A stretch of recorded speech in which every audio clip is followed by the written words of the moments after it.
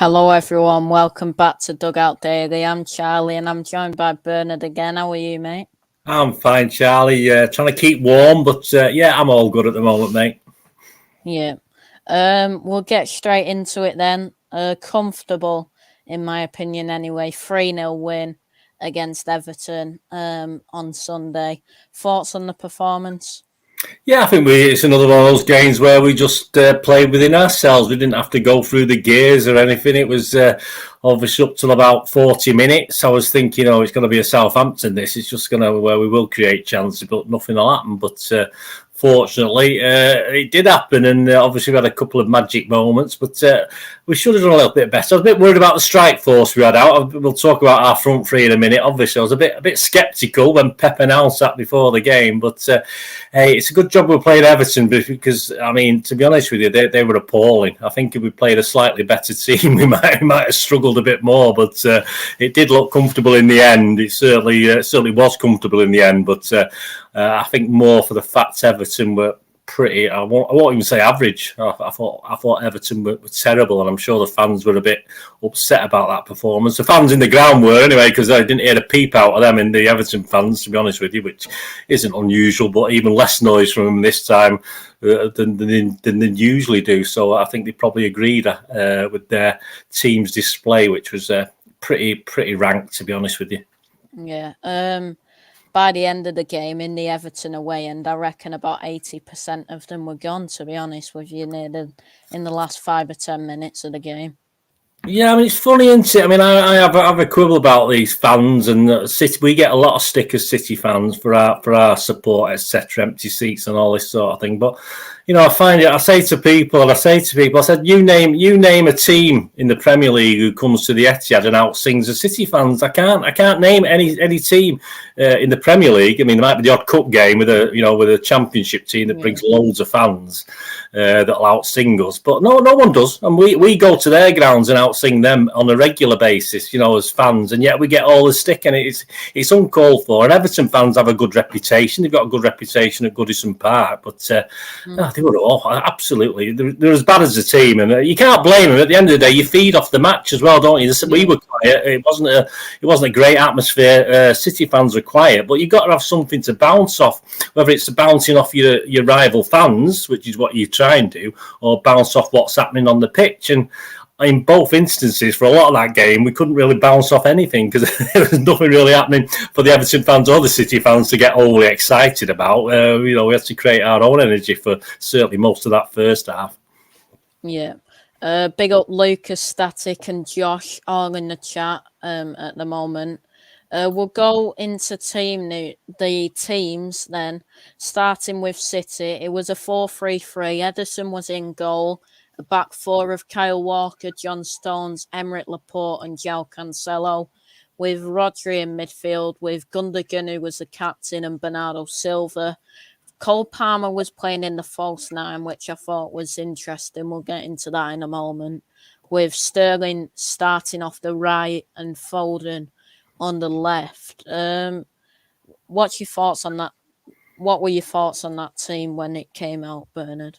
Yeah, I mean, up to the front three, mate. I would, I didn't have any. Well, a surprise, perhaps it was Stones and Laporte. I mean, obviously, I thought Pep would go back to Laporte and Diaz, but obviously he gave Diaz another rest, didn't he? Let's be honest about it. But apart from that, because I'm happy with any of those three combinations, Stones, Laporte, or Diaz. It doesn't bother me any of those three guys now, to be honest with you. But up to the front three, that was where I thought he was taking a bit of a chance because let's face it, you've got a guy who's been totally out of form all this season, probably a lot of last season. I can't remember when he last was in form. You've got another guy who's just come back from playing for England, who perhaps might be a little bit tired. Then you've got this other guy called Cole Palmer that, unlike Pep, he doesn't usually stick these guys in for these games. So I'm very surprised. And I sort of raised my eyebrows a little bit, what eyebrows I've got. I mean, there's some there. But I sort of raised them when I saw that team and saw Cole Palmer. And I say we will talk about him in a minute, but especially as a false nine, I thought Pep had thrown him under the bus, to be honest with you. I had no idea what he would do as a false nine in that sort of position. I mean, when you think you got people like Jesus about a very strange decision, but as it worked out, it wasn't too bad, was it? Yeah. And Jesus normally scores against Everton, so I thought he would have started. We'll go into the Everton team then. In goal was Jordan Pickford. A back four of Seamus Coleman, Michael Keane, Ben Godfrey, and Lucas Digne, with the former City man Fabian Delph, with Allen in midfield. On the right was Andros Townsend. On the left was Anthony Gordon, and Damari Gray was just behind Richarlison. The only thing for me really is I was quite happy that Calvert-Lewin was out injured, because he's one of their best players in my opinion. Would you agree with that? Yeah, I mean that was the exact team that he played against Spurs. You know, at Goodison Park. It was Yeah. exactly the same lineup, which shows his problems he's got with obviously with the injuries he's got with 3 or 4 key players. As you said, that guy you just mentioned there as well. I mean, that's his problem. He's having to play these guys, and they're not exactly pulling up trees. Or they certainly, I think that's 4 losses in the last 5 games now, and he's a bit stuck at the moment. I think with his squad depth, I think that's a big problem for Everton, and that was possibly, as you say, with what he's got, more or less his strongest team, and he had to play him again after the Tottenham game. I thought that Mbembe, is it, or whatever it's called? I thought he might have snuck in for Gray, but obviously, as it turned out, he ended up picking an injury up early door, so he didn't even play most of the game anyway, did he, Gray? But interesting team, as in the fact that I think Benitez's options are a bit limited just at the moment. Yeah. We'll go into the stats then. Next up from the game, 77% possession for us, only 23% for Everton. 17 shots to 4 in favour of City, 7 shots on target to 1. 6 shots off target to none, and 4 block shots to 3. They're all in favour of City. 7 corners to 1. 2 offsides for Everton. 5 fouls to 7. 1 yellow card each. City had 5 big chances in the game. 3 big chances missed. Hit the woodwork once. 12 shots from inside the box. Everton had 3. 5 shots from outside the box. Everton had 1. Edison only had 1 save to make. Pickford had 4. 861 passes to 247. 94% accurate passes to 70%. 70% accurate long balls to 27%. 12% crosses were accurate to 31%.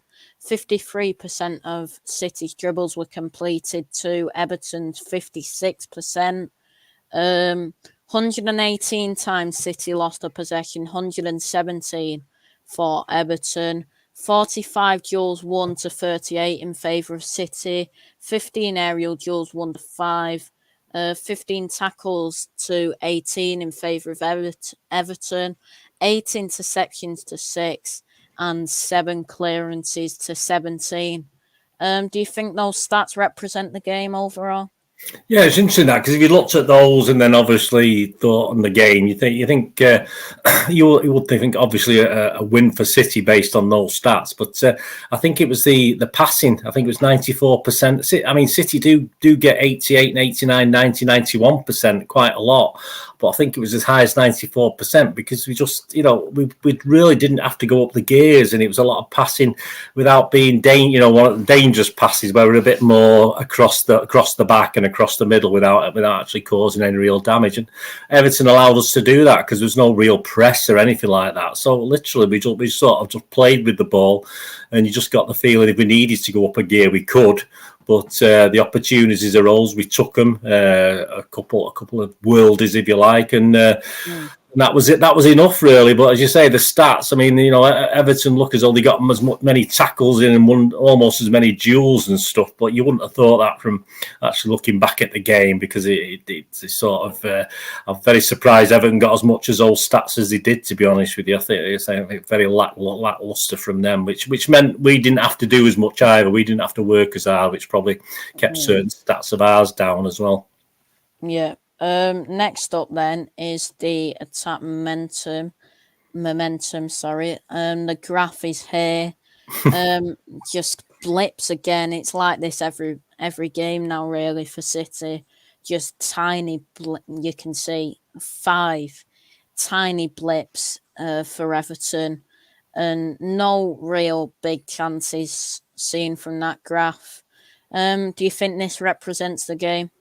Yeah, because you think up to that penalty that wasn't given, we actually had about two or three certainly decent half chances. I think we hit the top of the bar with Gundagan, and we hit the well over with a Sterling header. That perhaps he did okay to get his head on it in the first place. It's a bit high for him to actually head it towards goal, but I think there was two or three good chances just before that penalty appeal, and that showed on that graph there. And obviously, if you carry on the graph there, if you look at the Everton elements of it, I mean, it's pretty more or less, because that second half, it looks like it's constant attack from City, but it was all sort of interesting. It wasn't sort of full pelt at goal, was it? 17 chances for City, usually up in the 20s, aren't they? Let's be honest about it. But as I said, it wasn't because City were bad or anything like that. It's just because Everton was so poor that City just didn't have to really commit as much or panic as much and launch attack after attack, because we didn't need to. It was over at 1-0. It was over at 1-0 at half time. And to get another couple was just a bit of a bonus, really, because we could have easily seen that out 1-0 without scoring again, to be honest with you. Yeah. We'll go through the players then. Starting off with, of course, the keeper, Edison.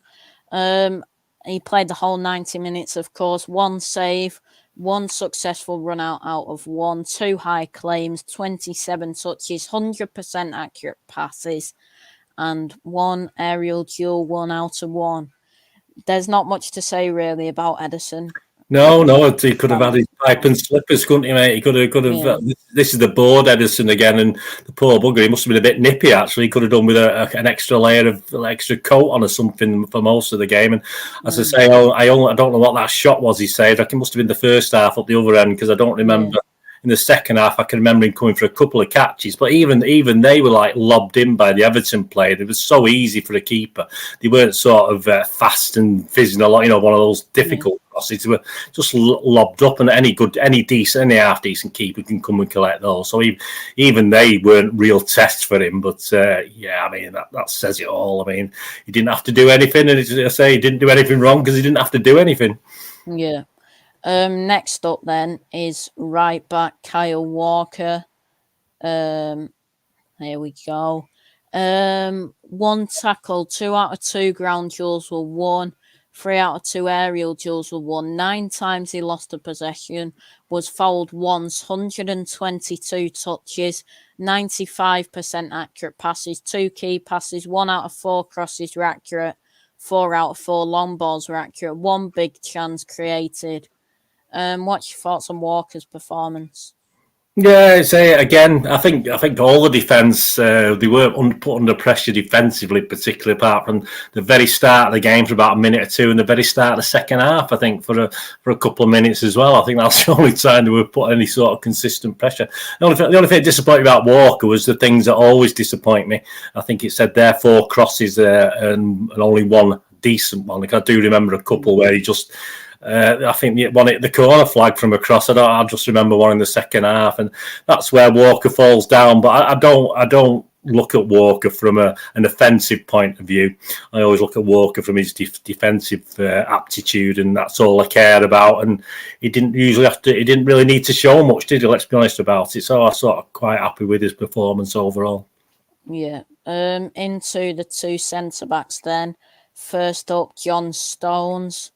1 clearance, 1 block shot, 1 interception, 1 tackle, 3 out of 3 ground duels were won, 5 out of 5 aerial duels were won, 6 times he lost the possession, 1 foul, 119 touches, 95% accurate passes, 2 out of 2 long balls were accurate, and 1 out of 1 dribble attempts were successful. Thoughts on Stone's performance? Yeah, I mean, it's games like this, and I always look at the pairing now. With so obviously today it was Stones and Laporte. Obviously, I always sort of look at them two together now as a unit more than individually now. And as you saw from them stats there, I mean, he didn't have to do much, mate, did he? Let's be honest about it. There was defensively, he was hardly ever called upon, and obviously those stats back that up. And again, he was just immaculate. I think some of those stats there, he's 100% on some of his stuff, duels won and aerial things and tackles and stuff like that. The limited amount he had to do, which is all you can ask, really. So yeah, I mean, we'll obviously go on to Laporte now, but again. As a unit, those two centre halves, I didn't have any problems whatsoever. Yeah. Laporte next then was only on the pitch for 76 minutes, got subbed off for Nathan Ake eventually. 4 clearances, 1 tackle, was dribbled past once. 1 out of 3 ground duels were won, 1 out of 1 aerial duels were won. 4 times he lost the possession, 1 foul, 102 touches, 97% accurate passes, none out of 1 crosses were accurate. 1 out of 4 long balls were accurate. Thoughts on Laporte's performance? Yeah, I mean, after the Palace game, obviously he needed an easy one, didn't he? And he certainly got an easy game with this one. And I'm more interested now going forward as to what Pep sees as his pairing now, because Laporte was okay, as I say, certainly after that Palace game. But I'm just wondering whether, obviously Diaz got rested. I'm just wondering whether Laporte might find his nose put out of joint again now, and we'll end up with Diaz and Stones as the main 2 guys. But hey, we don't know what Pep's think. That's my personal view anyway. I'd always prefer that anyway. But obviously, after that Palace game, I'm just glad he come back and did a decent job as a centre back. But he couldn't have asked for an easy game to come back and prove himself again, could he? Really? No. Next up then is João Cancello at left back. He played the whole 90 minutes. 1 brilliant assist for Sterling's goal. 1 blocked shot, 3 interceptions, 2 tackles, dribbled past twice. 2 out of 7 ground duels were won. None out of 3 aerial duels were won. 14 times he lost the possession. 1 foul, 124 touches, 93% accurate passes. 2 key passes, none out of 4 crosses were accurate. 6 out of 8 long balls were accurate. 1 big chance created and 1 shot blocked, with none out of 1 dribble attempts being successful. Thoughts on Cancello's performance? Yeah, well, those stats sort of sum it up, don't they? I mean, we all remember that fantastic, and we're still seeing it on social media now, that fantastic through ball. But apart from that, I mean, he hadn't played well up to then. To be honest with you, he'd had a pretty ineffective game against an ineffective team, and it was that pass that saved him, because I don't think generally he was that brilliant. He had 4, I think there's 4 crosses there, and none of them were successful. You know, he's obviously the sort of Walker standard, that isn't it? What I expect from Walker. So apart from that assist, mate, I mean, that saved him. He certainly rated high. I give him a good score when I did my ratings, but I think that saved him. If we hadn't have done that, I think we'd be saying we want to see a bit more from him. But he's a bit churlish to say that now after that assist. But interesting, because I say I would stick up for Cancello, and I have been recently. But apart from that assist, I wasn't overly impressed. But hey, we'll forgive him that if he can do something like that in a game, I suppose. Yeah. Next up then is Portuguese teammate Bernardo Silva in midfield. 1 goal, 102 touches, 93% accurate passes. 1 key pass, none out of 1 crosses were accurate. 2 out of 2 long balls were accurate. 2 shots on target. 2 out of 2 dribble attempts were successful. 1 big chance missed. 6 out of 10 ground duels were won. 1 out of 1 aerial duels were won. 11 times he lost the possession. Was fouled once.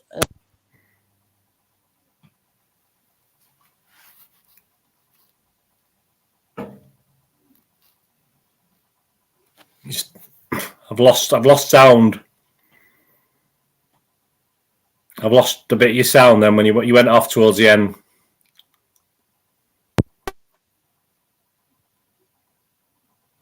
Can you hear me now? Yeah, I can hear you now. Yeah, sorry, mate. Yeah, I just lost about the last 10 seconds of that stat thing you were doing then. It just went off. Yeah, we'll go through him again. 90 minutes played, 1 goal, 102 touches, 93% accurate passes, 1 key pass, none out of 1 crosses were accurate. 2 out of 2 long balls were accurate, 2 shots on target, 2 out of 2 dribble attempts were successful. 1 big chance missed, 6 out of 10 ground duels were won, 1 out of 1 aerial duels were won. 11 times he lost a possession, was fouled once, 2 interceptions, 3 tackles, and dribbled past twice. Thoughts on Bernardo's performance? Yeah, I've said a little while ago, probably said it on here as well. I want to see Bernardo nearer the goal because I think his attributes are there. That's where he should be. Obviously, we saw that at Old Trafford when he didn't give up on that ball.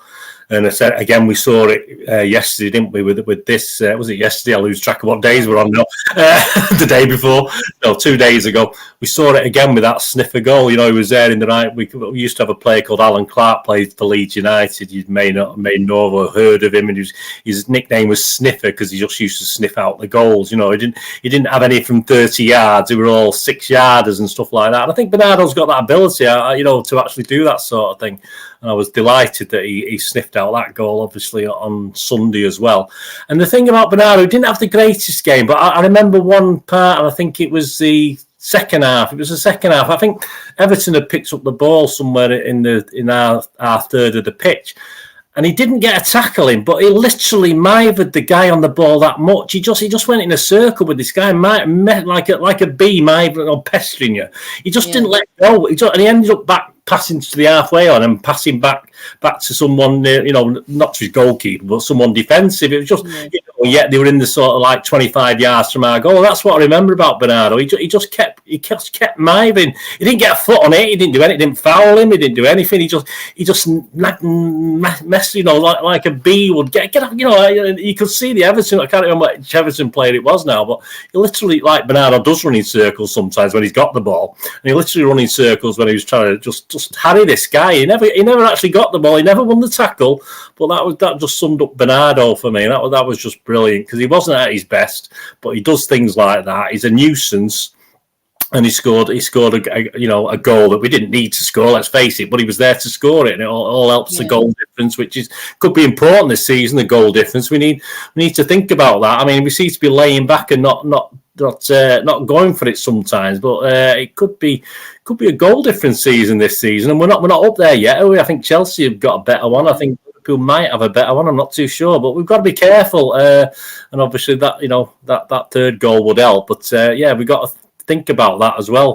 Going, and it's a long way to go, of course it is. But all credit to him and say Bernardo. Get back onto Bernardo. Not his greatest game, but again, he just showed what an asset he is to us. To be honest with you.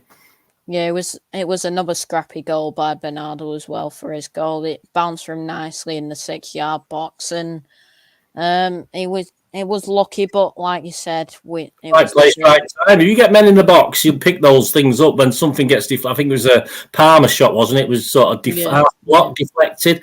And if you've got 4 or 5 men in that 18-yard box, onside, as long as they're onside, they're not in not goal hanging or anything like that. But you've got a chance. And City in the past have suffered with that. This is what I like, the fact we've got no strikers, but if we can get those midfielders in and around the box, we've got a chance to pick up goals like that. And I think we've seen more of that this season than perhaps the last 2 or 3 seasons, to be honest with you.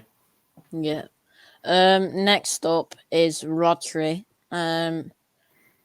So one goal, one pile driver, let's be honest. 125 touches, 94% accurate passes, 1 key pass, 7 out of 10 long balls were accurate, 1 shot on target, 1 out of 1 dribble attempts was successful. 3 out of 5 ground duels were won. 3 out of 3 aerial duels were won. 8 times he lost a possession, 1 foul, 1 clearance, 1 block shot, 2 tackles, and he was dribbled past once. Thoughts on Rodri's performance?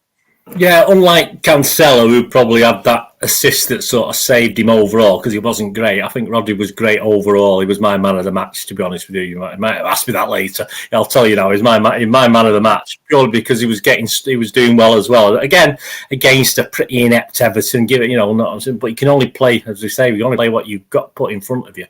And that goal, you probably see my Rodri's rockets that he used to do about 3 seasons when he first came to us, because I could see he likes a shot, this guy, and then I sort of stopped doing them after a while. I think he scored one, and then he kept missing them or feeble attempts, and I just dropped it. I didn't even think about doing it anymore. I dropped it for like a season, and now all of a sudden he's suddenly appeared with it again. So I got up my old image and put that up because I found it in my files, in my Google file somewhere. I didn't know I still had it. So, but yeah, I mean, you know, that didn't save his game because he had a great game, but we won't be seeing that every week, mate. It's a bit like Vinny, like Vinny's.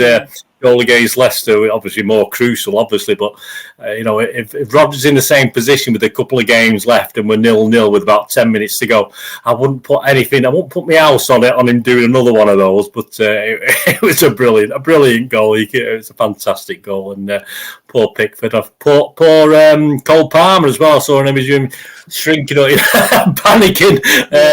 Show when he's panicking about that as it flies past his head. You know, it could have took his head off the poor lad. You know what I mean? But you know, he had a good game anyway. But that just put that was the cream on the cake. Really, that was the icing on the cake for Rodri. Yeah. Next up is Ilkai Gundagan. Was the captain on the day. 80 touches, 90% accurate passes, 1 key pass. None out of 3 crosses were accurate. 3 out of 5 long balls were accurate. 1 shot off target, 1 shot block, 1 out of 1 dribble attempts were successful. Hit the woodwork once. 4 out of 7 ground duels were won. None out of 1 aerial duels were won. 14 times he lost the possession. He was fouled once, 1 clearance, 1 interception, and 2 tackles. Thoughts on Gundagan's performance? Yeah, I think he was looking at that one where he grazed the bar, that chance he had. He had 2 defenders on the line, and he needed to head it to make sure he got over the defenders because the goalie was sort of, Pickford was nowhere. And by sort of making sure he headed it up, unfortunately, he just misjudged it by 3 or 4 inches. It would have been so I allow him that because he didn't just head at goal. He knew he had to head over the heads of the Everton defenders as well. So I'll forgive him that. But again, I thought it was quite quiet. I think it was better as the game went on. But again, I was a bit disappointed with Gundo. I mean, I didn't rate him overly badly when I did the ratings, and I don't usually with games like this. If the team plays okay, I rate them okay. But I think he was one of our weaker players on the day. Whether he's still not 100%, I'm not too sure. He has to be 100% to play, doesn't he? But just physically and up to speed, if you like. I want to see a little bit more from Gundo, and especially with KDB not around. He stepped up when KDB was out for a long time last time, and you automatically think he's going to step up again now when KDB's not playing. But obviously, it was quite a length of time he did that for. So I want to see more from Gundo, to be honest with you, but he did okay. He did okay based on that, and I'm sure he'll be playing against PSG tomorrow. I'm really looking forward to hoping he'll up his game a little bit more for that one. Yeah. Luca gives Gundagan a 7, so just above average for Luca. Next up then, into the front 3 now. Raheem Sterling is next. 1 goal, 2 shots on target, 1 shot off target, 1 out of 5 dribble attempts were successful, 2 big chances missed, 64 touches, 92% accurate passes, 2 key passes, 1 out of 3 crosses were accurate, 4 out of 11 ground duels were won. 17 times he lost a possession, was fouled twice, 1 tackle, and was dribbled past once. Thoughts on Sterling's performance?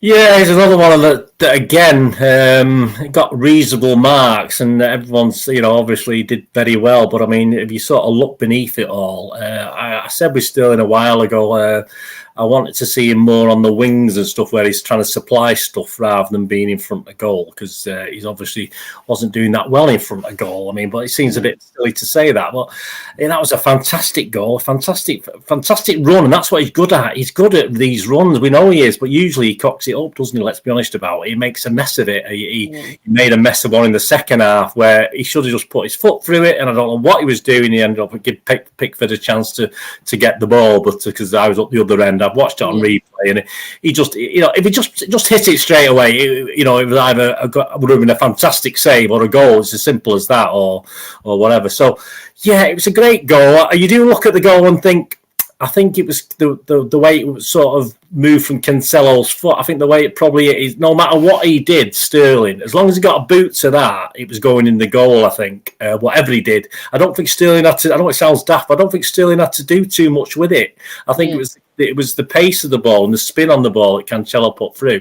And to be honest with you, I think Sterling just concentrated getting a foot on it, and it could, it looked fantastic. It was a great goal, but it was all. I would say even I think the assist was a lot slightly better than the goal. But what a brilliant goal! He needed that, and he did play well. He did play well that first half. That right wing, he was tormenting I can't remember who Everton's left back is there, but he was tormenting and getting some crosses in. We were not people getting on the crosses, but I think that stat showed 2 big chances missed, did it? And this is a problem. I mean, it's great, and I think I said to you a couple of weeks or some other pod, I said, even if he scores a goal with his bum, I don't think it's going to really all of a sudden change him back into the form we know he's capable of.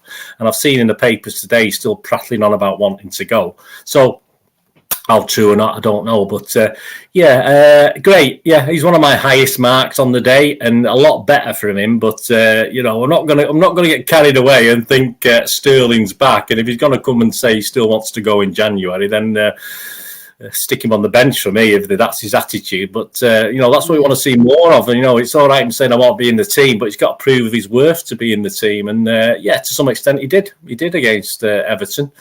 Let's see what happens in the next couple of games. But I'm not getting carried away, mate. I don't know about you, what you thought, but I'm certainly not getting carried away with that performance. Great goal, and some good little touches on that wing. But again, his old floor, the flaws are there. We can all see them.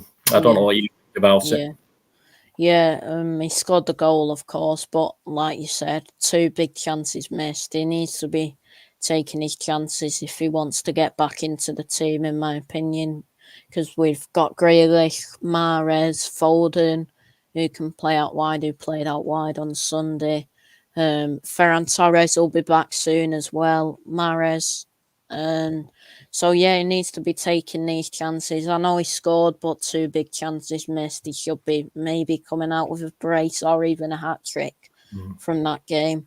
I don't want to jump on him too quick because anything's better than what it's been, and that for me was a far better performance. But as I say, if he wants to stay at City, if he wants to prove his worth, we need to see more. If he wants to go, then it doesn't really matter either way whether he does anything or not, does it? Because he don't want to stay, he can go with our best wishes and our thanks for what he's done for us in the past. But we won't get carried away. But let's hope it is a turnaround. It is a sort of turning point for him. But only time will tell. Let's see in 3 or 4 months' time. Yeah. Next up is Cole Palmer.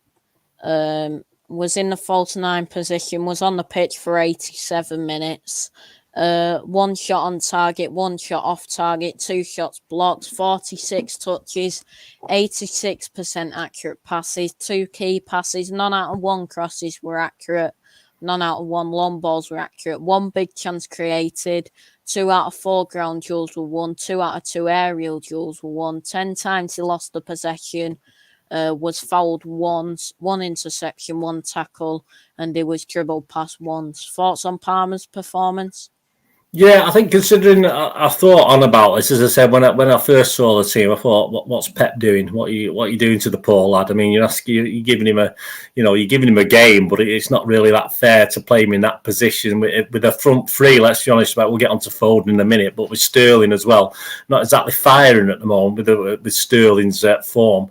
And then I thought about it, and I thought, well, what he would have probably said to this Cole Palmer is, look, just go out and do. If you lose it, because Cole Palmer does tend to lose it a lot. I've noticed when he played against West Ham at their place at the London Stadium, he did lose it quite a lot, and that's what he tends to do. He's not one of these guys who just holds on to it and never loses it and passes it. He always takes chances, which means he can lose it. And if he's in that false 9 position, if he loses it, it doesn't matter because we've got plenty of time to get the ball back. So that's probably what he was told to do and make his, if he dropped deep, try and fire some passes through, and I think he did a couple of great passes through to play. I'm not sure they finished as goals, but I remember a couple of good little passes through in the first half. And Yeah. I enjoyed it because I think that Pep it was, as I said, it was odd that Jesus wasn't played because, like you said, that I think you said before we came on camera. I mean, I put in. I think he scored 8 in 8 games against Everton, so I was dead surprised. I'm not. I don't think there's any more sinister reason than Pep had a plan to put Palmer in there and give him that time, and it sort of works. I think he enjoyed himself. As I say, he sort of set up the third goal and not deliberately. It was obviously took a deflection, but. No, I think he enjoyed it. I think Pep probably told him to enjoy it, and I'm sure the other guys, the other guys are happy to see him there. So, again, it's one of the Pep's decisions that I thought was a bit odd, but in hindsight, it worked out pretty well. It give Palmer a bit of more experience against one of the more physical teams, although they weren't particularly physical that day. But he stood his own. He's a big lad, isn't he? I know he's a bit skinny, but he's tall. I like to see him perhaps a little bit more in the air. I'd like to see him a bit more Niall Quinn here. Everyone said about Niall Quinn, and for a big lad, he's good. He's good. He's good with his feet, But having said that, you won't be a professional footballer unless you're good with your feet. So it doesn't matter how tall you crouch. It doesn't matter how tall you are. You've got to be good with your feet, or you wouldn't be a professional footballer. So it does make me laugh. But I'd like to see Palmer perhaps using his height a little bit more in that 6-yard box and getting on the end of a couple of Sterling's crosses that he did in that first half, or even Walker's. But then you have to be about 10 foot tall to get on the end of Walker's crosses, unfortunately. But I was quite happy. I think he just enjoyed it, and there's no I don't think there's any pressure on him. And I think he played exactly the role Pep wanted him to, and as I say, certainly an unusual role for him to play. But a bit of sort of Pep masterclass again as far as tactics are concerned. It sort of worked out for Palmer okay, and he had a decent enough game. Yeah. I think even I wouldn't have headed it, and I'm in the second tier of the family stand for Walker's crash. Next up then is Phil Folden on the left, the final starter. Was only on the pitch for 58 minutes. One shot off target, 1 out of 2 dribble attempts were successful. 56 touches, 91% accurate passes. 1 key pass, 1 out of 7 crosses were accurate. 1 big chance created. 1 out of 4 ground duels were won. 13 times he lost the possession. 1 foul, and he was dribbled past once. Thoughts on Folden's performance? Yeah, well, look at that heat map there. That just about sums up Folden's performance, doesn't it? Look there. That is even before I'd seen that was my impression of Folden's game. Just stuck out on the wing and not really that keen to get involved anywhere else on the pitch, to be honest with you. And I think that's because he must be fit. He's got to be fit. He wouldn't be playing, would he? Let's be honest. He wouldn't be fit. He wouldn't be playing in the team if he wasn't fit. But I think there's a hangover with that with England with Folden. I think he looked tired, and as I said, he didn't look overly interested to get in the game, and that heat map it just sums you up for me. I said I hadn't seen that heat map before, but as soon as you popped it up there, it didn't surprise me. He didn't look right on the day. Fortunately, it didn't matter. But again, in the same way that other players, if we played a slightly better team, we might have struggled a little bit more. Obviously, against this Everton team, even a 50% Phil Folden sort of did enough, but as I say, he was pretty nondescript in the game. Certainly one of the quieter City players on. Was almost as quiet as Edison in a way, but obviously he just stuck to that touchline. He didn't really move a lot elsewhere, which isn't Phil Folden, is it? I mean, perhaps Pep told him to stay there, but you know what City players are like at the front. They usually swap and change and come in and out and do various things and.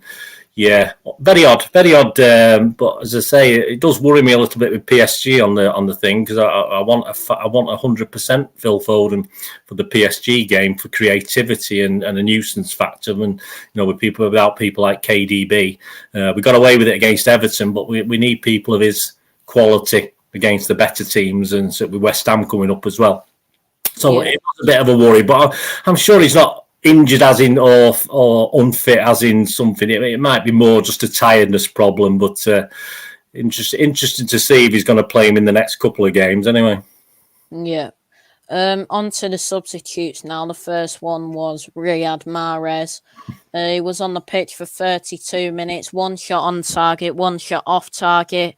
None out of 1 dribble attempts were successful. 42 touches, 93% accurate passes.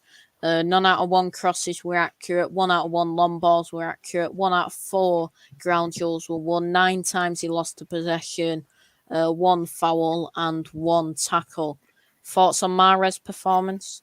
Well, he was another one that, he came on and didn't do much, mate. I just remember him losing the ball. I thought it was a very lacklustre. I mean, if you're a young player and you come on for 30 minutes, you're going to run your socks off, aren't you? But we know Mahrez isn't going to do that. That's not in his remit. That's not what he does. We know that. We've seen him loads of times come on as a substitute and just go through the motions. And he wants to be playing. Of course he does. But again, he's another one, a bit like who did we talk about before? That sort of Sterling, where he's got to pull up trees if he wants to get on that team sheet, and he's certainly, he's not pulling up trees with these 30-minute cameos where he does nothing, and he didn't do anything. I'm not saying City by then were a bit too relaxed anyway. I know we got one of the goals while he was on the pitch, but we were just a little bit too laid back anyway. We were happy with 1-0, then we were happy with 2-0, then we're not really that bothered, but we got a third, and that's how I thought we felt. And I think Mahrez come onto that sort of team where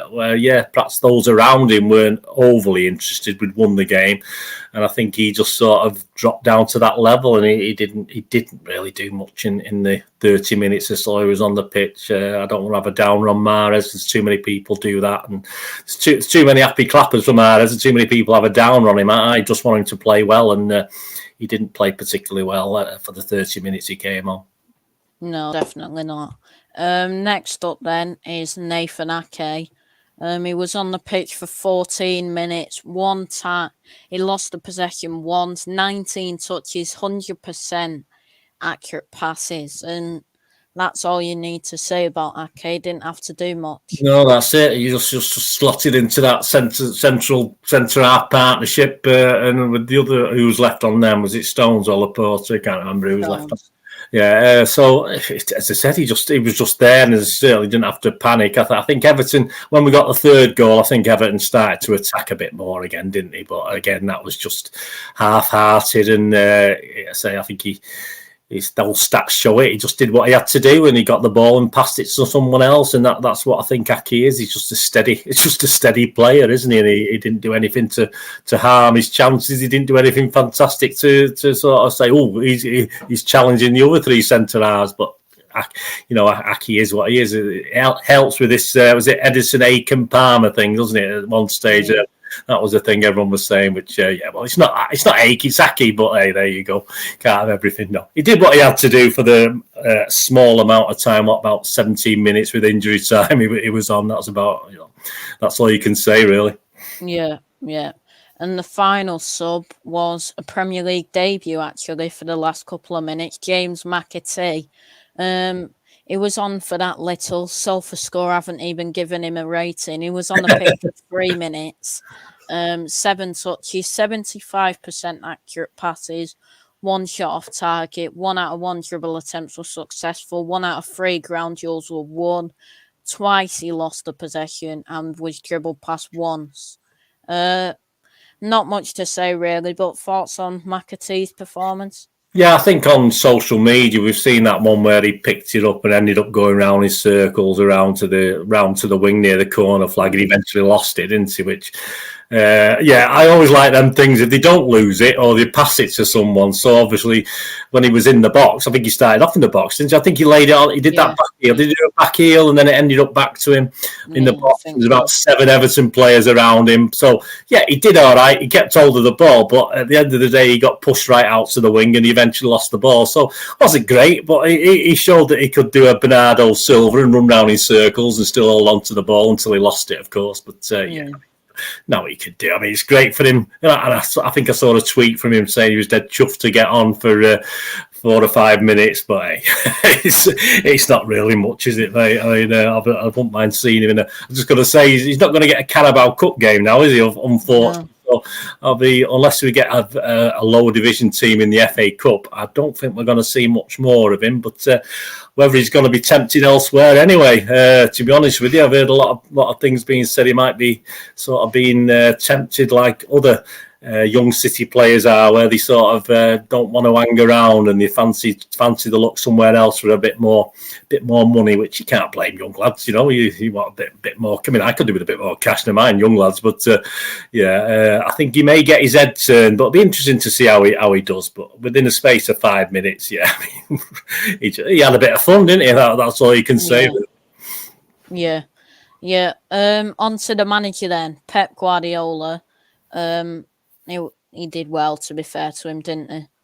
Yeah, as I said, when I saw that team up to the front three, I was quite happy with it. The front three was a bit of a wild card what he did, but he knew what he was doing. Perhaps he knew Everton were going to be pretty lethargic. I have no idea, because if that had been a Everton team of a couple of years ago, I think we would have seriously struggled. But I mean, that Everton team was pretty rank, and obviously Pep perhaps he knew this. I'm not too sure, but I think most of us worried just a little bit that we might struggle to get the goals based on that team that we saw. But yeah, he picked the right team for the job, which is and we won 3-0. So yeah, I mean, all credit to him. But he's full of surprises. But yeah, as I say, a bit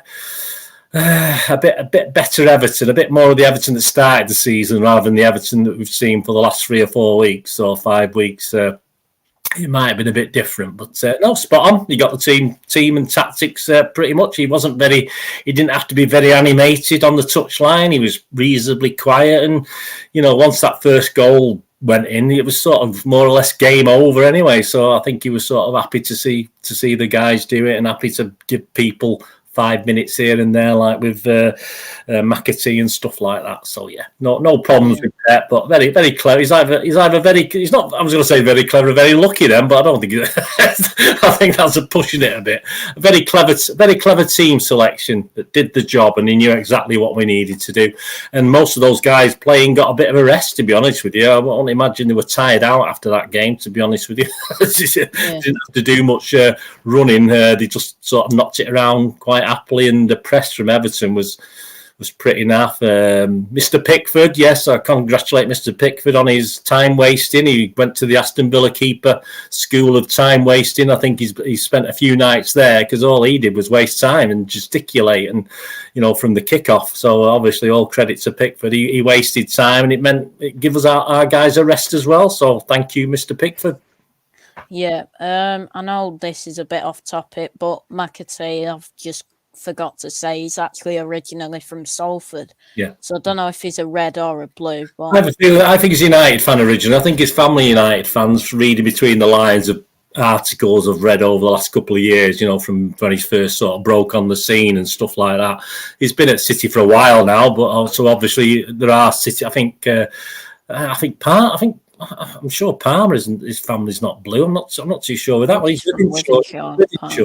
I know there's one of the young lads I read that wasn't. It might have been McAtee. I might be getting them mixed up, but obviously it's like anything, mate. I mean, obviously, as a fan, if your family's United, he was obviously brought up as United up to a certain age, and then he went to the City academies. You still have obviously, you have your loyalties, don't you? You still have your loyalties. I even heard him, the Arsenal guy. I can't remember his name now. The left back used to be a City fan when he was a kid.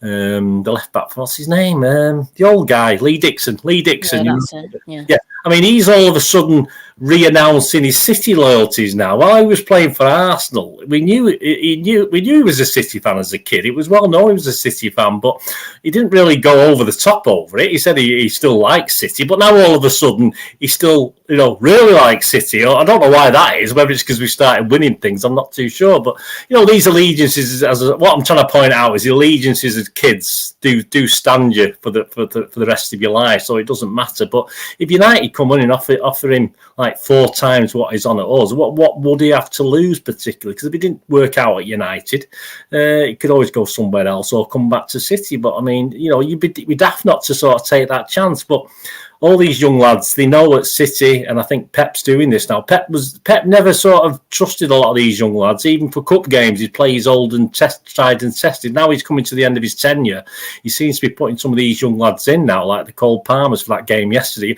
He wouldn't have done that. I don't think he would have done that a couple of years ago with one of our younger lads. He wouldn't have took that chance. And it's as though all of a sudden he's changing how he's doing things. And that either means he's quite happy with only a couple of years, 18 months left of his contract or whatever, or that means perhaps, I might fancy another couple of years here with these young lads. I don't know which one it is. I tend to think it's the former, unfortunately. But Yeah, and the same. So McAtee, yeah, I think Liverpool have been sniffing around him. You get these German teams, don't they? The German teams are always sniffing around good English players. That's what they do, and they can offer not ridiculous money for them, but for them, obviously, say 50 grand a week is quite high. Obviously, for some of their teams to pay out, and it's certainly far more than he'd be earning at City.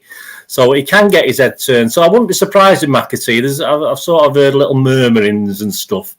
It wouldn't surprise me if he didn't stay at City and he went somewhere else, as long as we've got a buyback clause, and whether he does improve enough that we might make it, get that buyback clause. But I'm sure City are clever enough now to sort these things out. Some slip through the net, mate, don't they? Not everyone's, not every young player. There's going to be some that slip through the net. That other guy who went back to Old Trafford, obviously he didn't slip through the net. We let him go, didn't we? He obviously thought he was better than what he was.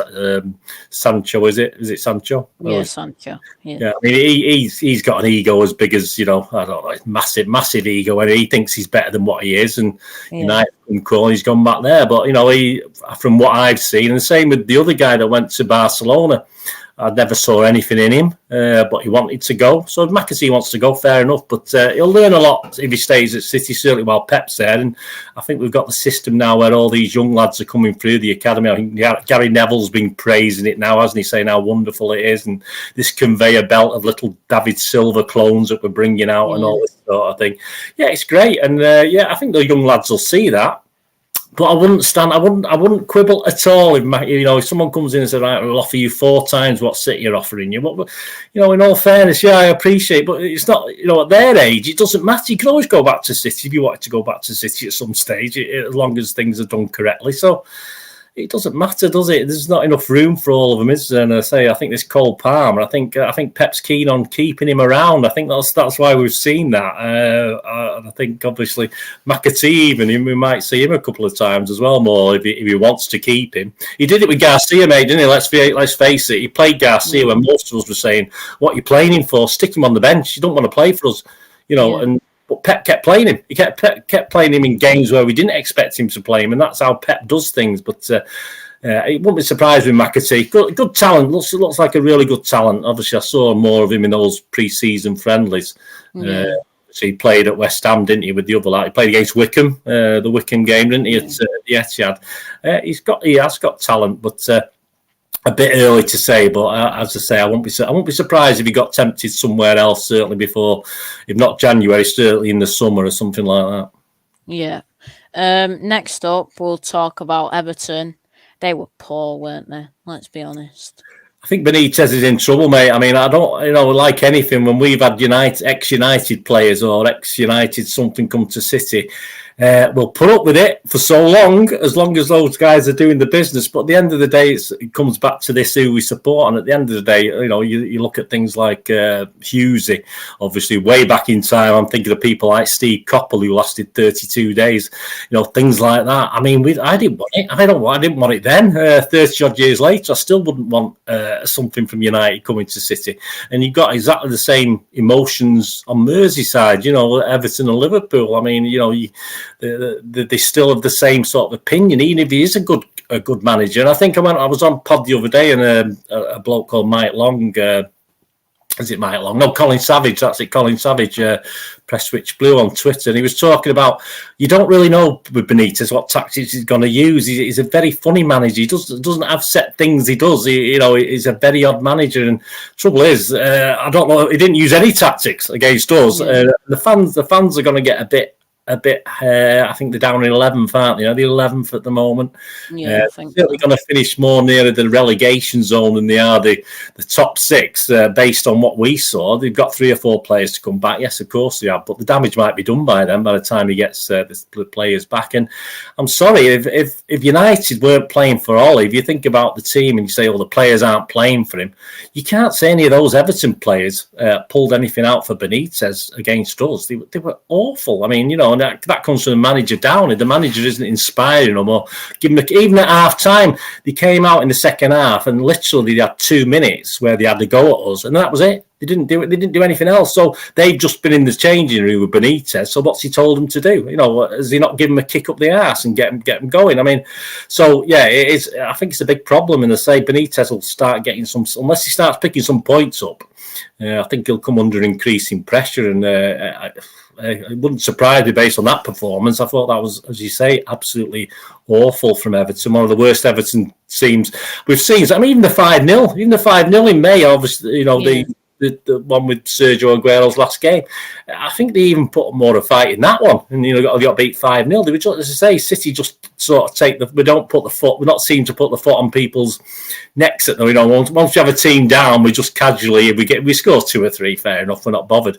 But obviously, in the old days, we might have scored 6 or 7 against that Everton team at weekend. It was dire. It was dire, and it's just as much the manager's fault as the players. I think they've all got to take responsibility. But if they finish, they certainly should be safe. But I would imagine they're going to be finishing 14th or 15th, 16th based on what we saw on Sunday. They're going to have to improve very quickly, because the Everton fans, they've got good big plans, haven't they? Got big plans, Everton, and what they want to do with the new ground and everything.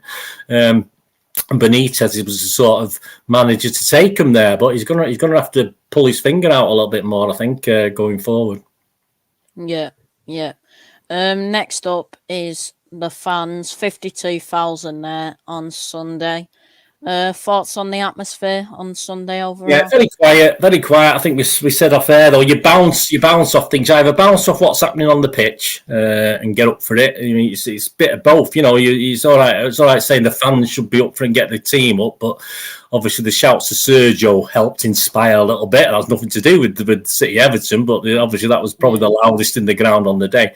But you also bounce off the match, but you also bounce off the opposition fans. And I said off air, there's very few Premier League opposition fans come to the Etihad and are bouncing. They don't get it, they're not singing all the game. Like City fans will go almost every ground. Some grounds are a little bit quieter depending on what's happening on the pitch, but every away game I go at, I mean the effort there to sing and shout for certainly 80 of the 90 minutes, as much as they can, apart from the 10 minutes before half time when they go for a pint, and disappear. But you had to bounce off the Everton fans. The Everton fans were awful. The Everton fans were as bad as the team. The Everton fans were as bad off the pitch as the team was on the pitch. There was just no atmosphere. There was nothing. And even if you sing up to they were 0-0. They were 0-0 with the champions up to about 40 odd minutes. I think I heard one chant of Everton before the game started. I mean, I stand next to them.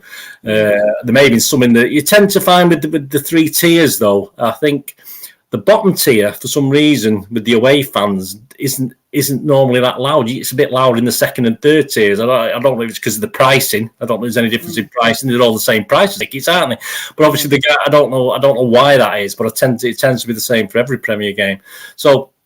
Yeah, the City fans were reasonably quiet. It wasn't a total disaster. The atmosphere was okay, as I say, the singing for Sergio and stuff like that. But it doesn't help when we continually get away fans who either can't sell their allocation. There's loads of teams can't do that. They don't sell out all the tickets for their bit in the Etihad, or like Everton fans, and there's not a single set of fans this season. And that I can remember.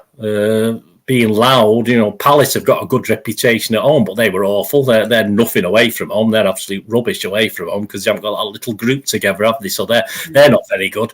And Everton, good reputation at Goodison. Supposed to be loyal fans. I mean, I've been to Goodison a few times. They're not that great, but then again, people always believe other teams are better, aren't they? Or they think they're better, but they're not. They're not really.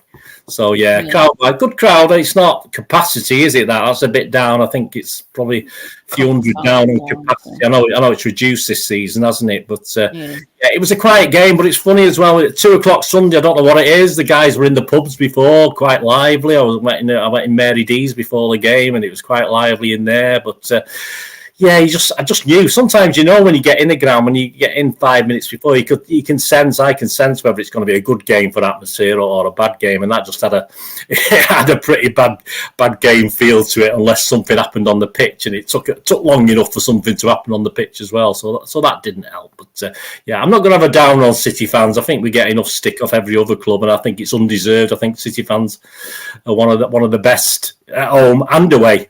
Certainly top 5 away from home, and I'll be struggling to find many that are better at home, or smaller grounds perhaps. Like even Leicester City are quite good at home because it's a smaller ground. Leeds United, I've not been to Leeds since they've come back in the Premier. It's a long time since I've been to Leeds, but I imagine theirs is good because of the smallness of the ground, and the pretty noisy fans anyway. So.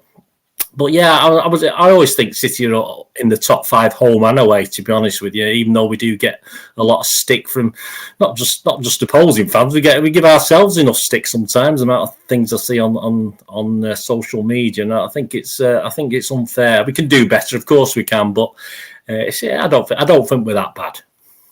Yeah. Next up is the referee, Stuart Atwell.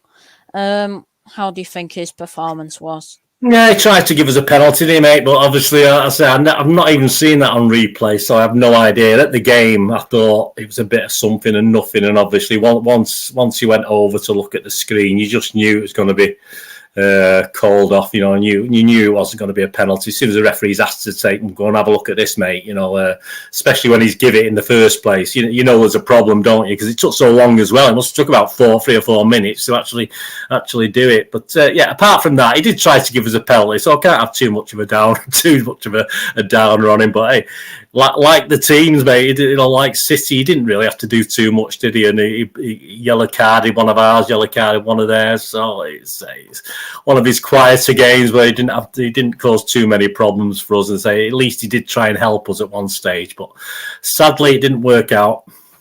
Yeah. The final question before we go through the table, I think you mentioned it earlier, but who was your man of the match? Yeah, it has to be Rodri, doesn't it? As I say, I think overall other players had little magical moments. Obviously you think of Cancello, you think of Sterling, but for consistency and a magical moment, obviously Rodri was head and shoulders, which he normally is anyway, because he's a big lad. Head and shoulders above anyone else, in my opinion. You know me, I never was the biggest Rodri fan, but this season I've sort of started to appreciate him a little bit more, and I tend to look for him a little bit more now. When I'm watching the games, I try and think what he's doing and what's he up to, in the same way I do with Gundagan. I sort of look for him to people say how great he is, so I tend to watch him a little bit more than some of the other guys, and when he doesn't do it, I notice a little bit more now, because I do, like Mahrez, I do notice when he's not doing anything, and the same with Gundagan. And Rodri, as I said, he's been playing pretty well against some okay teams apart from Everton, so it'd have to be my man of the match, to say, because I don't think he did too much wrong. As I said, he was always seems to be there to break up things, and a wonder goal. So yeah, I don't think anyone came that close to him as far as out of 10 marks were concerned. Yeah, and the final thing we're going to look at, the Premier League table. We're up in second place after that, 3 points off Chelsea. Chelsea with a good 3-0 win at Leicester on Saturday. Everton down in 11th, so in the bottom half. Next up, we got PSG and then West Ham, who are 4th in the league. So it's not getting very easy, the fixtures coming up, is it? No, I think West Ham got beat by Wolves, did they, at weekend? Yeah. Which wasn't great, because Wolves haven't exactly been setting things alight this season. But yeah, I'm not too worried about West Ham. Let's get PSG out of the way. But I think City can go up. I've said over last couple of days to people, I think Chelsea and Liverpool are playing really, really well at the moment, and I think City, we've got another couple of gears. I don't think we're playing that well, but we're destroying teams in a way, and sort of all destroyed easy teams like United and to some extent Everton on Sunday. But I think we've got a couple of gears, mate, and I think as long as we stay where we are there over towards Christmas time, I think we can improve vastly. I think get Torres back, and obviously we're missing KDB back to some sort of form. I think we can improve, and I'm quite happy with that at the moment. Although obviously, as far as Sky Sports are concerned, the only threat to Chelsea are Liverpool, aren't they? From headline I saw today, they were sort of discounting, not even mentioning City in their headlines, but that's the media fear. Which as long as they don't mention us, we'll just fly under the radar and win it again. But yeah, I think we've got more. I think we've got more to come as long as we keep free of injuries. But Chelsea and Liverpool same as. But I think they're playing. Certainly, that Chelsea performance was very good. I watched a bit of that. They can do that, Chelsea. They can look brilliant one game and then a little bit sort of scrape a win the next, but I don't think anything's going to change there. And Liverpool can score some wonderful goals. I'd swap a couple of their front three players any day of the week. I don't know who I'd swap them for, mind you, but well, perhaps I can think of one or two players. I'd take a couple of their guys up front because that's the difference for Liverpool. When them guys are firing up front, they can win as many games as they can, but. I'm quite happy.